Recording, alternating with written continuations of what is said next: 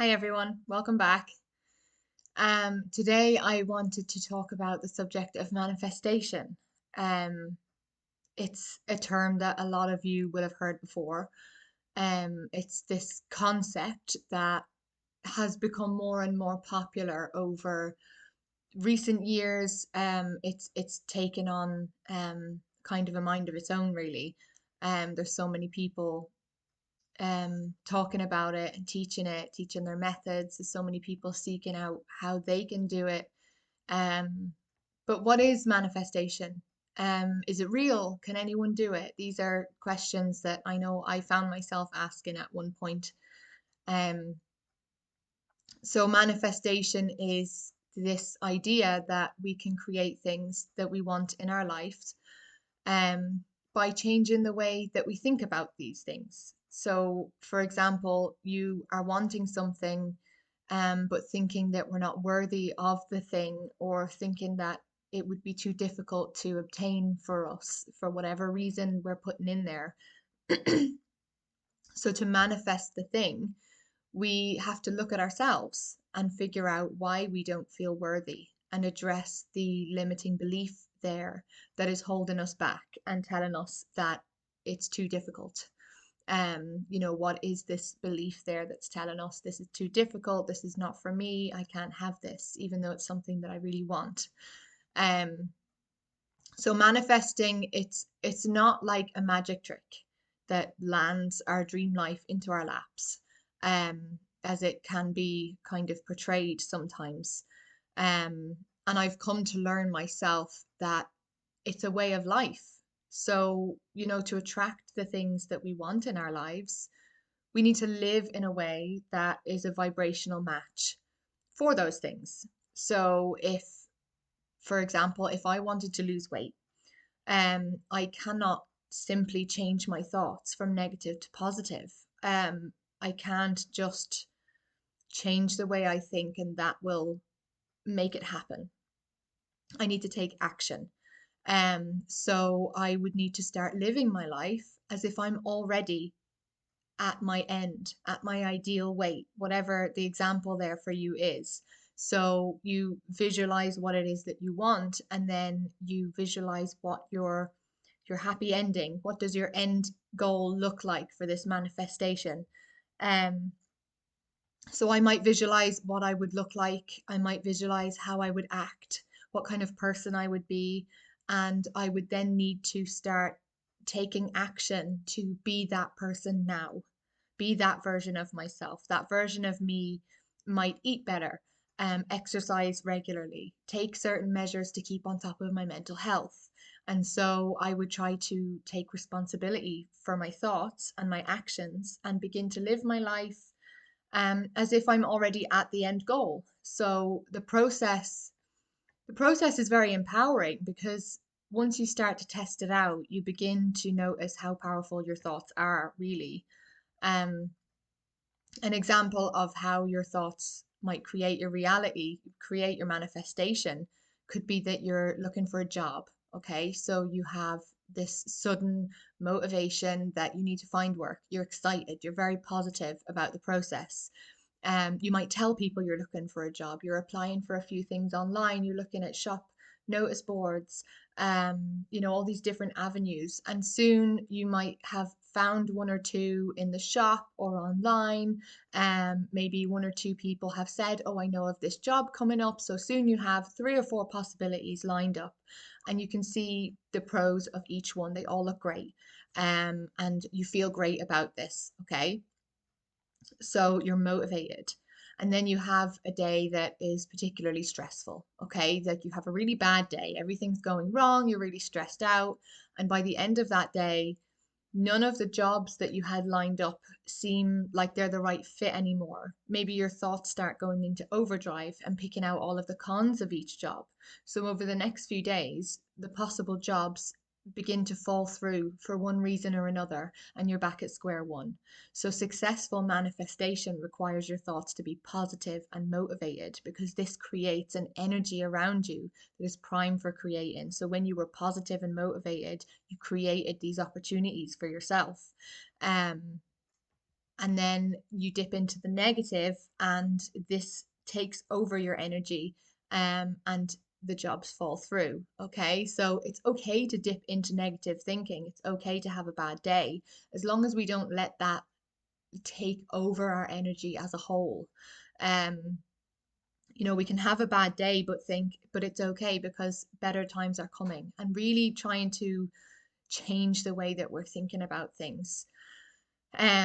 So the best place to start with manifestation is with the small things. So in order to create something into our reality, we need to first and foremost believe that it can be ours. So, for instance, if we're trying to manifest financial abundance, it would be really difficult for most people to truly believe that they will win 17 million in the lottery. So that's why we begin with small steps. So we want to begin to notice the abundance that we already have around us. So we have our love, friendships, family. We're making a habit of listing things that we're grateful for, and taking a moment to truly feel, really feel grateful for each thing. Okay, pets, jobs, home, warmth, food, relationships, life lessons, all of these different things, whatever fits in there for you, whatever you can truly feel grateful for. We're going to affirm to ourselves as often as we can remember that we are abundant. I am abundant. And you will truly believe this statement because you've already listed the things that you have in abundance, the things that you're grateful for. Um, and truly believing the statement is what's key. In the beginning, sometimes it can feel like we're lying to ourselves when we tell ourselves that I am abundant, or I'm this, or I am that. But we really want to look for the little things that will help us to believe those statements. um, and so then we repeat these things as often as we can, because manifestation is a lot to do with how the brain works. So when we think of something often enough, our brain, which is a habitual thing by its nature, it believes that thing to be true. So the brain then creates that thing into our reality. So, if I perceive that somebody is, let's say I perceive that somebody doesn't like me, um, every time I see that person, I tell myself that person doesn't like me. I'm not sure why, but that person doesn't like me. And then every time I see that person, my brain will find reasons to confirm that that person doesn't like me, when really that person might not have even noticed me. It's a thing that our brain takes on as a truth if we tell ourselves it often enough. So our brains have what is known as neuroplasticity, and this is the ability to change and adapt what the brain has taken on as a truth. So, as I said, our brains love habit, and if we make the conscious decision to change the way we think habitually, then we can literally change how our brains perceive our reality. So, I'm constantly telling myself that I'm ugly, overweight, unlovable, then it doesn't matter what I do to change. My brain will always pick out reasons for me to continue being those things. I would need to start telling myself the complete opposite, and to really work on picking out the small things that help me to believe that the statements I'm making are true. Um, I'm lovable because I'm kind. I'm pretty because I have nice teeth. I'm getting closer and closer to a healthy weight every day. These are all ways that we can turn those statements on their head and really start to build these new habits. Okay, and before too long you will notice that you might start to notice more things that you can say, statements, reasons that you're lovable, reasons that you're pretty, whatever this is. Okay, um these end goals are going to be so different for everybody. So we take the step of repeating our affirmations whenever we remember to, as often as possible. We leave sticky notes in the bathroom, set reminders on our phones, repeat them to ourselves with a smile, as we truly feel into them. When you're saying them, don't just repeat them as a drone in your mind, droning on and on and on. Just repeat them and feel them. Feel into these statements that you're making. Smile because they make you happy. Um, and then we make a point to notice all of the ways that our manifestation is showing up in our lives. And this is a conscious decision that we have to make, that I am going to notice. We make the conscious choice to start to perceive these things as a sign that our efforts are working. So we might be struggling to pay some bills, okay? And we're trying to manifest abundance so that we're in a more comfortable position financially. Um, Remember that positivity and motivation is what builds up our energy so that it's prime for creating, okay? We need to keep that momentum going. So the act of noticing the small things and accepting them for what they are helps to keep that momentum going. It keeps us excited and the energy continually builds, okay? So it might start small. So for example, it was financial abundance. So we may find a coin on the ground, and it's not much, but it's definitely more abundance than you had before you found it, you know. So taking that one coin and accepting it and being excited, like, look, this is a sign. I'm being shown that my abundance is working, my manifestation is working. Um, you notice it, you accept it, and you move on. So next, you might be invited to lunch and your friend says that they want to pay for you as a treat and this saves you 20 or 30 euro. Now I have a really good friend who would always find it really difficult to let somebody pay for her, which is fine. Everybody has their own thing about that. But she was the one who said to me that she had been trying to manifest abundance and she realized that this is a way of accepting that abundance and showing the universe that you are ready to accept it, you know? Um, and that really stuck with me. So this is abundance and it should be accepted as abundance. Um, so then you might be asked to do a small job for someone, helping them to move or cleaning for an older person, whatever it might be. And you're paid a small amount for your time. So these are more ways you start to notice these small ways that the universe is aligning for your manifestation. You have this excitement, you have this positivity and motivation towards your manifestation. And showing gratitude for them helps that positivity to build, helps that energy to go into your creations. Okay. So I know, like, the way that I've put it here, it makes it sound really easy. Like it's almost too good to be true. Um, this is how you do it and that's that. But I want to share that I know from experience, first of all, that this can work. But I also know from experience that sometimes we can't help but sink into those negative thoughts. We get pulled into the depths, and almost immediately, within a day or two, we start to notice that our manifestation seems to have stopped or gone backwards. Um, we can sink deeper into this will never get better, or we can shake ourselves off and get back on track. And that same friend that I mentioned before would literally suggest that you shake that negative energy off, to help get rid of it out of your body, out of your energy, so that you can start again.